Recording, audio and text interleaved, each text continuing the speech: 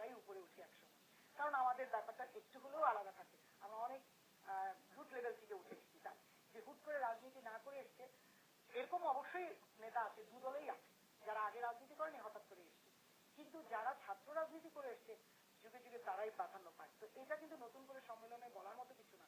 তার মানে এটা অন্তর্নিহিত ব্যাপারটা এরকমই দাঁড়ায় যে ছাত্রলীগ যে করেছে তার জন্য চাকরির ক্ষেত্রে বলেন, প্রমোশনের ক্ষেত্রে বলেন, এটা দেখতেও পাচ্ছি।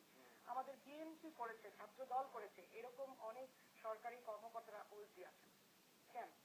একজন সরকারি কর্মকর্তা কর্মচারী তো কোনো রাজনৈতিক দলের সম্পদ না, সে তো দেশীয় সম্পদ, সে দেশকে সার্ভিস দেওয়ার জন্য, তার ক্ষেত্রে কেন রাজনৈতিক বিষয়গুলো আসবে? সেক্ষেত্রে আপনারা নির্বাচন কমিশনকে কেন বলছেন? সে তো সরকারি সার্ভিস দিচ্ছে।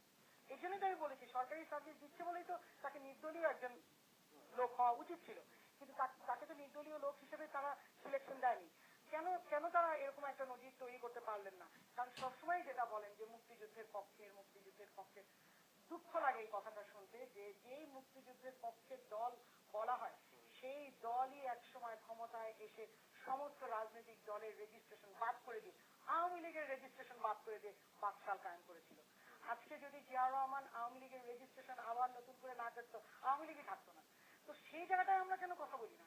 বাকশাল তৈরি করেছে কে? তখন তো বিএনপির অস্তিত্বই ছিল না, বিএনপি তো ছিল না, ৭১-এর পরে অনেক পরে বিএনপির উৎপত্তি। তো সেখানে যেই দলের প্রধান এসে তার নিজের দলের রেজিস্ট্রেশনই বাদ করে দেয়, তো এখন যেটা শেখ হাসিনা বলছেন যে নির্বাচনে না গেলে বিএনপির রেজিস্ট্রেশন বাতিল হবে, এটা তো নতুন ঘটনাটা, এটা এটা আওয়ামী লীগের পুরনো অভ্যেস যে তারা কিছু হলেই হুমকি দিবেন, এটা হবে না, ওইটা হবে, ওইটা হবে না, ওইটা হবে।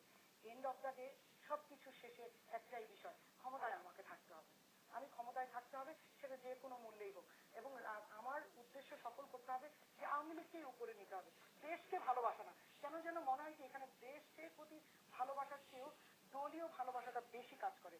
এবং সেটা যদি আমি আরো একটা পয়েন্ট দিই, আপনার সুন্দরবনের ইস্যুটা যদি বলি, সুন্দরবন আমার দেশের সম্পদ, পৃথিবীর সম্পদ। সুন্দরবন নিয়ে যে আন্দোলনগুলো করছে এটা কি আসলে বিএনপি আন্দোলন করছে? তা কিন্তু না।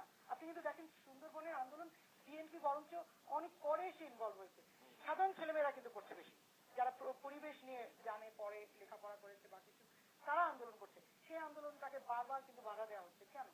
এখানে তো গ্যাস বৃদ্ধির আন্দোলন, গ্যাস এবং বিদ্যুৎ যে মূল্য বৃদ্ধির আন্দোলন, সেটা কি আসলে কোনো রাজনৈতিক দলের ইস্যু? এগুলো তো দেশীয় ইস্যু। এই ইস্যুতে আওয়ামী লীগের অবস্থান কেন এরকম হবে? এই ইস্যুগুলোতে তো আওয়ামী লীগের অবস্থান এরকম হওয়া উচিত না। ধন্যবাদ আপনার কাছে আছে। আমরা গত